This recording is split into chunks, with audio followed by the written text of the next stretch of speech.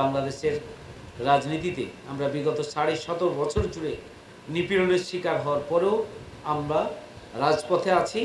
আমাদেরকে কথা বলতে দেওয়া হয় না, সভা সমাবেশ করতে দেওয়া হয় না, মত প্রকাশ করতে দেওয়া হয় না, ১০ জন একত্রিত হতে দেওয়া হয় না, আমাদেরকে বাড়িতে ঘুমোতে দেওয়া হয় না, আমাদেরকে কোনো সামাজিক অনুষ্ঠানে যেতে দেওয়া হয় না।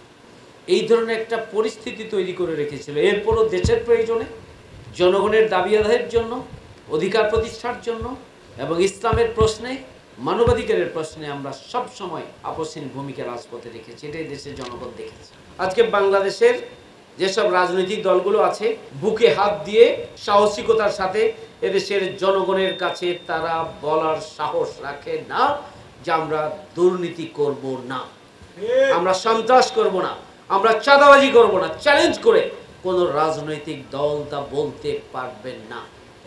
তারা হয়তো কিছু চমকপ্রদ বক্তব্য দিয়ে জনগণের চেতনাকে ভিন্ন খাতে প্রবাহিত করার জন্য তারা ষড়যন্ত্র চক্রান্ত করতে পারবে, জনগণকে বিভ্রান্ত করতে পারবে, জনগণের সাথে প্রতারণা করতে পারবে, কিন্তু তাদের শিক্ষা প্রশিক্ষণ, তাদের ট্রেনিংয়ে, তাদের কর্মসূচিতে সেটি নেই যে দুর্নীতিমুক্ত, সন্ত্রাসমুক্ত, চাঁদাবাজ মুক্ত, দেশপ্রেমিক, সৎ এবং নৈতিকতা সমৃদ্ধ নেতৃত্ব তৈরি তাদের কোনো কর্মসূচি নেই। ঢাকা ৫ আসনের গণমানুষের নেতা, ৫ আসনের জামাত ইসলামীর সংসদ সদস্য প্রার্থী কামাল হোসাইন, উপস্থিত আছেন মহানগরীর সম্মানিত নেতৃবৃন্দ এবং ঢাকা ৫ আসনের বিভিন্ন থানা দায়িত্বশীল এবং কাউন্সিলরবৃন্দ। আসসালামু আলাইকুম ওয়া রাহমাতুল্লাহি ওয়া বারাকাতুহু। সম্মানিত ভাইয়েরা, জামাত ইসলামী বাংলাদেশ হচ্ছে একটা মজলুম দল, সবচেয়ে বড় মজলুম দল। আমাদের আমির জামাতকে শহীদ করা হয়েছে, সেক্রেটারি জেনারেলকে শহীদ করা হয়েছে, সাবেক আমিরে জামাতকে শহীদ করা হয়েছে, আমাদের ১১ জন শীর্ষ নেতা সহ আমাদের ৫ শতাধিক নেতাকর্মীকে হত্যা করা হয়েছে নির্বিচারে, বিচারের নামে প্রহসনের মাধ্যমে, মিথ্যা মামলায়, উদ্দেশ্য প্রণোদিত হয়। আমাদের কেন্দ্রীয় অফিস থেকে শুরু করে সমস্ত অফিস বন্ধ করে দেওয়া হয়েছে, একদম ওয়ার্ড লেভেলের অফিস পর্যন্ত। জামাত ইসলামীর কেন্দ্রীয় নেতৃবৃন্দের সন্তানদেরকে গুম করা হয়েছে। জামাত ইসলামীর বিরুদ্ধে প্রায় ২০,০০০-এর অধিক মামলা দিয়ে লক্ষ লক্ষ নেতাকর্মীকে ঘর ছাড়া, বাড়ি ছাড়া, ব্যবসা ছাড়া করা হয়েছে এবং বছরের পর বছর জুড়ে আমাদের বিভিন্ন স্তরের নেতাকর্মীরা মানবেতর জীবনযাপন করেছেন। খোলা আকাশের নিচে নিজের বাড়িতে থাকতে পারে। লক্ষ লক্ষ নেতাকর্মী বছরের পর বছর জেলখানায় মানবেতর জীবনযাপন করেছে। সুতরাং জামাত ইসলামী বাংলাদেশ বাংলাদেশের সবচেয়ে বড় মজলুম দল। আমাদের উপরে এত নিপীড়নের পরও বাংলাদেশ জামাত ইসলাম ফ্যাসিস্ট অপশক্তির সব ধরনের অপকর্মের বিরুদ্ধে আন্দোলন সংগ্রাম করে তুলেছে। বাংলাদেশের রাজনীতিতে আমরা বিগত ১৭.৫ বছর জুড়ে নিপীড়নের শিকার হওয়ার পরেও আমরা রাজপথে আছি। আমাদেরকে কথা বলতে দেওয়া হয় না, সভা সমাবেশ করতে দেওয়া হয় না, মত প্রকাশ করতে দেওয়া হয় না, ১০ জন একত্রিত হতে দেওয়া হয় না, আমাদেরকে বাড়িতে ঘুমোতে দেওয়া হয় না, আমাদেরকে কোনো সামাজিক অনুষ্ঠানে যেতে দেওয়া হয় না। এই ধরনের একটা পরিস্থিতি তৈরি করে রেখেছিল। এরপরও দেশের প্রয়োজনে, জনগণের দাবি আদায়ের জন্য, অধিকার প্রতিষ্ঠার জন্য এবং ইসলামের প্রশ্নে, মানবাধিকারের প্রশ্নে আমরা সব সময় আপসহীন ভূমিকা রাজপথে রেখেছি। এটাই দেশের জনগণ দেখেছে। ৩ নম্বর হচ্ছে জামাত ইসলামী বাংলাদেশ, জামাত ইসলামের নেতৃত্ব আপসহীন। ফ্যাসিস্ট অপশক্তির কাছে তারা মাথা নত করেনি। জুলুম, নির্যাতন, নিষ্পেষণের মুখেও সাহসিকতার সাথে তারা নিজেদের কর্মসূচি নিয়ে রাজপথে তারা তৎপর থেকেছে। কোনো লোভ, লালসা, ভয়, ভীতি, এমনকি ফাঁসির নির্দেশও জামাত ইসলামীকে তার আপসহীন যে চরিত্র, সেই চরিত্রে কালিমা লেপন করতে পারেনি। এটা জামাত ইসলামী বাংলাদেশের একটা শক্তি, যা আমরা জীবন দিয়েছি, কিন্তু আমরা মাথা নত করি। এটা দেশের জনগণের অন্তরে নাড়া দিয়েছে। জামাত ইসলামীর এই আপসহীন বিপ্লবী যে চেতনা, দেশের জন্য, দেশের জনগণের জন্য, দেশের স্বাধীনতা সার্বভৌমত্বের জন্য, জনগণের অধিকার প্রতিষ্ঠার জন্য নিজের জীবন দিয়ে জামাত ইসলামী সে আপসহীন চরিত্র অক্ষুণ্ণ রেখে। সম্মানিত দায়িত্বশীল ভাইয়েরা, এটি আপনাদের কাছে পরিষ্কার থাকা উচিত। যদি ৪ নম্বর পয়েন্ট, এদেশের ১৮ কোটি মানুষ কোনো আধিপত্যবাদের দাদাগিরিকে তারা পছন্দ করে না। আমাদের 17.5 বছর জুড়ে আধিপত্যবাদী শক্তির দোসর হিসেবে বাংলাদেশকে প্রতিষ্ঠা করা হয়েছিল, কিন্তু এদেশের জনগণ তা মেনে নিতে পারেনি। 5ই আগস্টের গণঅভ্যুত্থানের মধ্য দিয়ে দেশের জনগণ সেটি নতুন করে প্রমাণ করেছে। বাংলাদেশ জামাত ইসলামী তার প্রতিষ্ঠা লগ্ন থেকেই সব ধরনের আধিপত্যবাদী শক্তির বিরুদ্ধে সব সময় তৎপর থেকেছে এবং ভূমিকা পালন করেছে, এবং এই ক্ষেত্রে এদেশের 18 কোটি মানুষের যে চেতনা, সেই চেতনার সাথে জামাত ইসলামীর যে কর্মসূচি এবং দৃষ্টিভঙ্গি চেতনা, সেটি একাকার হয়ে গিয়েছে। 5 নম্বর হচ্ছে এই যে এত জুলুম, নির্যাতন, নিষ্পেষণ, নিপীড়ন, ফাঁসির মঞ্চে, এরপরও বাংলাদেশ জামাত ইসলামী জনগণের কল্যাণে, জনগণের সমস্যা সমাধানে, জনগণের যে কোনো চ্যালেঞ্জের সময়, বিপদ এবং মুসিবতে একটা দায়িত্বশীল সংগঠন হিসাবে সব সময় জামাত ইসলামী সবার আগে মানুষের কাছে ছুটে গিয়েছে। আলহামদুলিল্লাহ, আমিরি জামাত যেখানেই বন্যা, যেখানেই দুর্যোগ, যেখানেই অগ্নিসংযোগ, যেখানেই বিপদ, যেখানে অ্যাক্সিডেন্ট, ভূমিধস, যেখানেই নদী ভাঙন, সেখানেই সবার আগে আমিরি জামাত ছুটে গিয়েছে। আলহামদুলিল্লাহ, বাংলাদেশে জনগণকে দেখে না, যারা নিজেদেরকে বড় রাজনৈতিক দল বলে দাবি করে, জনগণের এই বিপদের মুহূর্তে তাদের ভূমিকা কি ছিল, এদেশের জনগণ কি তা দেখে নেই? অথচ আলহামদুলিল্লাহ আমিরে জামাত ছুটে গিয়েছেন, জামাতের নেতাকর্মী স্থানীয়ভাবে এবং কেন্দ্রীয়ভাবে তারা ছুটে গিয়েছে সবার আগে। এবং আমরা ঢাকা মহানগরী দক্ষিণ, আপনারা খেয়াল করেছেন, রাজধানীর সমস্ত দুর্ঘটনায় বাংলাদেশ জামাত ইসলামী সবার আগে ছুটে গিয়ে ঢাকা মহানগরী দক্ষিণ। আপনারা খেয়াল করেছেন যে আমরা সিলেটের বন্যায় আমরা সর্বোচ্চ পরিমাণ সহযোগিতা একটা শাখা হিসাবে আমরা করেছি। সিলেট অঞ্চলের যে বড় বন্যা চলে গেল 200 বছরে সবচেয়ে বড় বন্যা, সেই বন্যা আমরা সহযোগিতা হাত বাড়িয়ে দিয়েছি। আমরা যে বন্যা হলো 5ই আগস্টের পরে ফেনী, লক্ষ্মীপুর, নোয়াখালী, কুমিল্লা সহ বৃহৎ এলাকায় যে বন্যা হলো 50 বছরের সবচেয়ে বড় বন্যা, সেই বন্যার সময় ঢাকা মহানগরী দক্ষিণের পক্ষ থেকে আমরা ছুটে গিয়েছি। নীলফামারী সহ কুড়িগ্রাম এলাকায় যে বন্যা হলো ঢাকা মহানগরী দক্ষিণের পক্ষ থেকে, সেখানেও আমরা সহযোগিতা পৌঁছে দেওয়ার জন্য আমরা পদক্ষেপ গ্রহণ করেছি। সুতরাং বাংলাদেশের জনগণের কাছে এটি পরিষ্কার যে একটা মানবিক সংগঠন হিসাবে, একটা দায়িত্বশীল সংগঠন হিসাবে, দল মতের ঊর্ধ্বে, ধর্ম বর্ণের ঊর্ধ্বে বাংলাদেশ জামাত ইসলামী বিপর্যস্ত জনগণের পাশে ইবাদতের মানসিকতা নিয়ে আল্লাহর সন্তুষ্টির জন্য সেখানে ছুটে গিয়েছে। আলহামদুলিল্লাহ, এদিকে জনগণের অন্তরের দাগ কাটার এটি অন্যতম একটি কাজ। 6 নাম্বার হচ্ছে আজকে এটি দিবালোকের মতো পরিষ্কার, সৎ এবং দেশপ্রেমিক, নৈতিকতা সমৃদ্ধ নেতৃত্ব তৈরির কারখানা হচ্ছে বাংলাদেশ জামাত ইসলাম। আজকে বাংলাদেশের যেসব রাজনৈতিক দলগুলো আছে, বুকে হাত দিয়ে সাহসিকতার সাথে এদেশের জনগণের কাছে তারা বলার সাহস রাখে না যে আমরা দুর্নীতি করব না, আমরা সন্ত্রাস করব না, আমরা চাঁদাবাজি করব না। চ্যালেঞ্জ করে কোন রাজনৈতিক দল তা বলতে পারবেন না।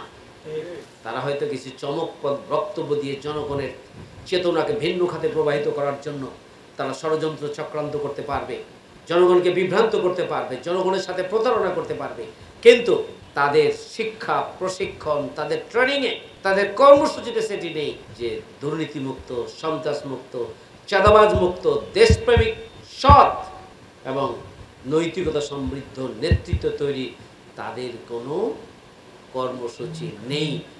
জামাত ইসলামী বাংলাদেশ আলহামদুলিল্লাহ যে তার প্রতিষ্ঠা লগ্ন থেকেই সৎ, দক্ষ, দেশপ্রেমিক, নৈতিকতা সমৃদ্ধ নেতৃত্ব তৈরি একটা কারখানা হিসাবে ভূমিকা পালন করে আমাদের 2 জন মন্ত্রী 3টি মন্ত্রণালয় পরিচালনা করেছে।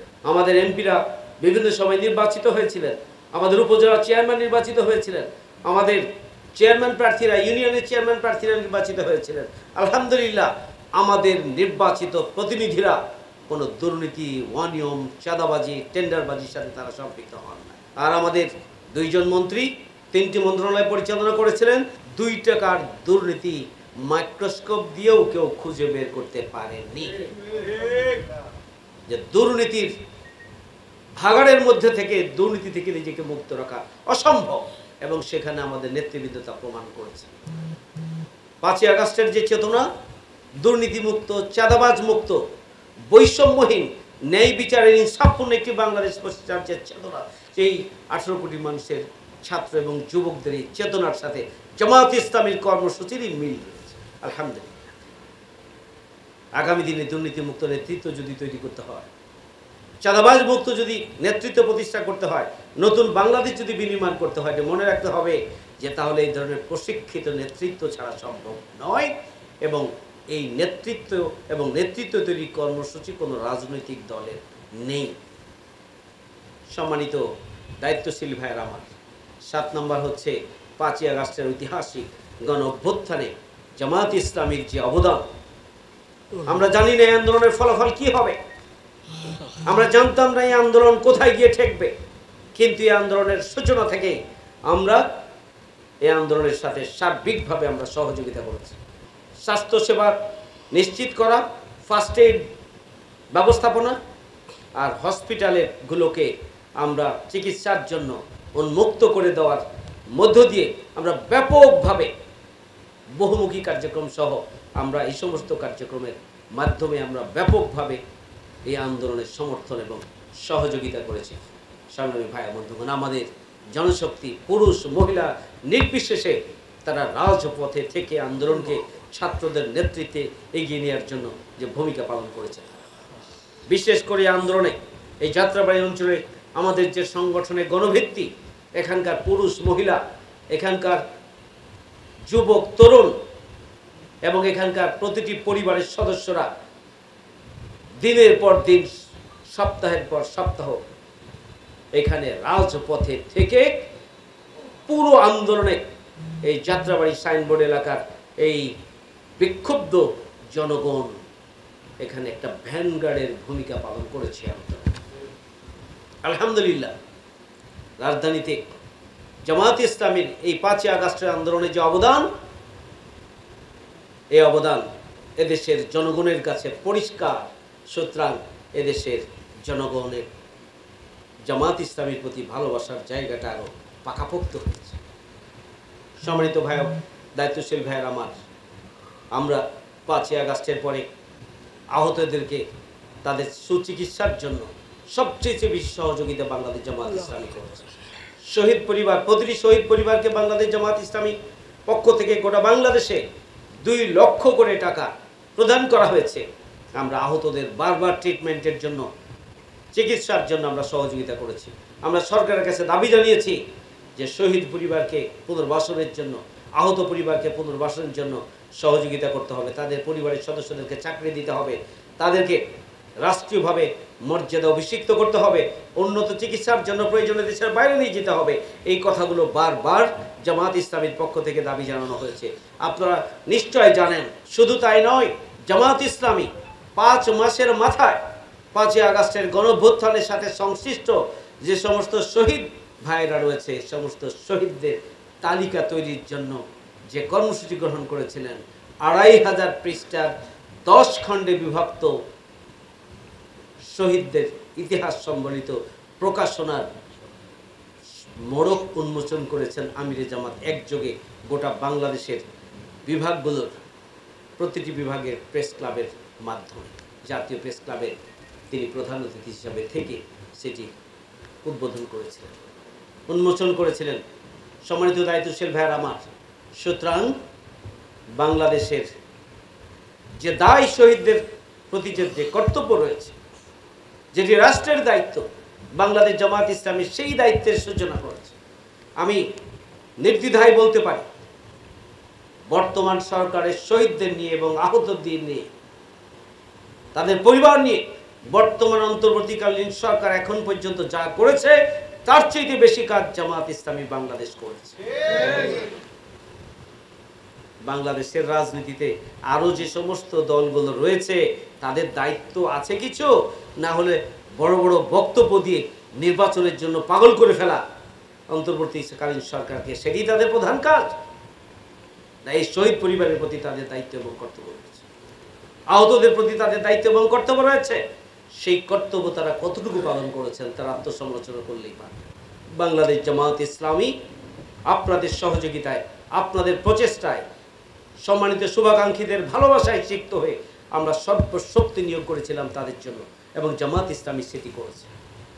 এবং এই কারণেই আজকে শুধুমাত্র রাজধানীর তৃণমূলের সাধারণ মানুষ নয়, বাংলাদেশের প্রত্যন্ত অঞ্চলের সাধারণ মানুষরা আজকে জামাত ইসলামীর প্রতি আস্থা রাখছে, জামাত ইসলামীর প্রতি তাদের ভালোবাসার জায়গা তৈরি হয়েছে এবং জামাত ইসলামীকে নিয়ে তারা স্বপ্ন দেখছেন, জামাত ইসলামীকে নিয়ে তারা চিন্তা করছেন এবং তাদের কথা পরিষ্কার যে আমরা এটাও দেখেছি, আমরা ওটাও দেখেছি, আমরা এবার জামাত ইসলামীকে দেখতে চাই। সংগ্রামী ভাই বন্ধুগণ, আজকে যখন জামাত ইসলামী বাংলাদেশের ব্যাপারে দেশের জনগণের আস্থার জায়গা উত্তরোত্তর বৃদ্ধি পাচ্ছে, ভালোবাসা যখন উত্তরোত্তর বৃদ্ধি পাচ্ছে এবং জামাত ইসলামী যখন একটা গঠনমূলক কর্মসূচি নিয়ে সামনের দিকে এগিয়ে যাচ্ছে, তখন আমরা লক্ষ্য করছি আমাদের কোনো বন্ধু সংগঠনের মাথাটা কিছুটা গোলমাল হয়ে যাচ্ছে এবং তারা কিছু অসংলগ্ন কথাবার্তা বলছেন। আমাদের এতদিনের পরীক্ষিত বন্ধুর রাজনৈতিক দলের সম্মানিত নেতৃবৃন্দ আমার মনে হয় আমাদের 5ই আগস্টের চেতনাকে ধারণ করে আমাদের পারস্পরিক বক্তব্য এবং পারস্পরিক একে অপরের প্রতি বিদ্রুপাত্মক মনোভাব এবং বক্তব্য এগুলো বন্ধ করা উচিত এবং এগুলো বন্ধ করে আসুন যে সবাই মিলে নতুন বাংলাদেশ বিনির্মাণের যে সমস্ত চ্যালেঞ্জ রয়েছে ওই সমস্ত চ্যালেঞ্জগুলোকে আমরা আইডেন্টিফাই করি, ওই চ্যালেঞ্জগুলো ওভারকাম করার জন্য নিজ নিজ অবস্থান থেকে আমরা প্রয়োজনীয় পদক্ষেপ নেই এবং আগামী দিনে একটি সংস্কার সম্পন্ন করেই দ্রুততম সময়ের মধ্যে নির্বাচন দিয়ে জনগণের সরকার প্রতিষ্ঠিত হোক, নির্বাচন আসুক, জনগণ যাকে ভালো মনে করবে তাকে নির্বাচিত করবে। সংগ্রামী ভাই বন্ধুগণ, আজকে শহীদ পরিবারের কাছে যান, তাদের পরিষ্কার বক্তব্য, আমরা আগে বিচার চাই, আমরা আগে সংস্কার চাই, তারপরেই নির্বাচন। আমরা নির্বাচন চাই, তার আগে সুষ্ঠু নির্বাচনের জন্য যে সংস্কার দরকার, আগামী দিনের রাষ্ট্রকে সঠিক খাতে প্রবাহিত করার জন্য যে প্রয়োজনীয় মৌলিক সংস্কার প্রয়োজন, সেই সংস্কারগুলো সম্পন্ন করেই নির্বাচন দিতে হবে। আজকে স্থানীয় নির্বাচনের প্রশ্নে আজকে পৌরসভা, সিটি কর্পোরেশন অভিভাবকহীন, জনদুর্ভোগ চলছে, মানুষরা ক্ষতিগ্রস্ত, বিপর্যস্ত। এই সমস্ত মানুষগুলোকে যদি তাদের সমস্যার সমাধানের জন্য পাশে দাঁড়াতে হয়, নির্বাচিত প্রতিনিধিকে দাঁড়াতে হবে। এজন্য খুবই প্রয়োজন ছিল যে দ্রুততম সময়ের মধ্যে আগে স্থানীয় নির্বাচন দিয়ে জনগণের প্রবলেমগুলোকে সলভ করা, অন্যদিকে জাতীয় নির্বাচনের জন্য এবং সংস্কারের জন্য প্রস্তুতি সমান্তরালে নিয়ে তারপর নির্বাচনের ব্যবস্থা গ্রহণ করা, সেটি আজকে সবচেয়ে বাস্তবসম্মত ছিল। কিন্তু আমরা দুর্ভাগ্যজনক হলে দেখছি যে আমাদের কোনো রাজনৈতিক দল কোনো কিছুই প্রয়োজন নয়, আগে নির্বাচন দরকার, এই ধরনের একটি বক্তব্য দিচ্ছেন। তারা উপলব্ধি করছেন না এদেশের সাধারণ জনগণ তাদের এই বক্তব্য পছন্দ করছেন না, শহীদ পরিবার তাদের এই বক্তব্য পছন্দ করছেন না, আহত পরিবারের সদস্যরা তাদের এই বক্তব্য পছন্দ করছেন না। জামায়াত ইসলামীকে মাইনাস করার জন্য একটা চক্রান্ত চলছে। 24-এর বাংলাদেশ আর 24 পূর্ব বাংলাদেশ এক নয়। 24 পরবর্তী বাংলাদেশ আজকে অনেক জাগ্রত, সচেতন, দুঃসাহসী, সংগ্রামী এবং জীবন দেওয়া শিখেছে তারা। আগামী দিনে বাংলাদেশ জামায়াত ইসলামীকে মাইনাস করার কোন চক্রান্ত এবং ষড়যন্ত্রই এদেশের জনগণ বরদাস্ত করবেন না। প্রয়োজন হলে এদেশের 18 কোটি মানুষকে সাথে নিয়ে আবারও আন্দোলন সংগ্রামে আমরা রাজপথে নামবো। কোনো চক্রান্তকেই এদেশের জনগণকে, সকল ধরনের চক্রান্তকেই আমরা দেশের জনগণকে সাথে নিয়ে আমরা প্রতিহত করবো ইনশাআল্লাহ। আমাদেরকে সজাগ এবং সচেতন থাকতে হবে। নতুন বাংলাদেশ বিনির্মাণে বাংলাদেশ জামাত ইসলামী ঢাকা মহানগর দক্ষিণ ঐতিহাসিক অবদান রাখবে এবং সেই অবদানের দিক থেকে আমাদের 5ই আগস্টের আন্দোলনের ভ্যানগার্ড এই যাত্রাবাড়ি অঞ্চল যেভাবে 5ই আগস্টের গণঅভ্যুত্থানে ঐতিহাসিক নেতৃত্বের ভূমিকা রেখেছে, আগামী দিনে নতুন বাংলাদেশ বিনির্মাণে 5 নম্বর নির্বাচনী আসনও ঐতিহাসিক অগ্রণী অবদান রাখবে ইনশাআল্লাহ। সেই জন্য আমাদেরকে এখন থেকে কাঁধে কাঁধ মিলিয়ে, হাতে হাত মিলিয়ে, স্বতঃস্ফূর্তভাবে আন্তরিকতা নিয়ে, ভালোবাসা নিয়ে আমরা আল্লাহ সাহায্য নিয়ে ময়দানে তৎপর থাকব। আল্লাহ রাব্বুল আলামিন আমাদেরকে সেই তৌফিক দান করুন। আমা তৌফিক ইল্লা বিল্লাহ। আসসালামু আলাইকুম ওয়া রাহমাতুল্লাহি ওয়া বারাকাতুহু।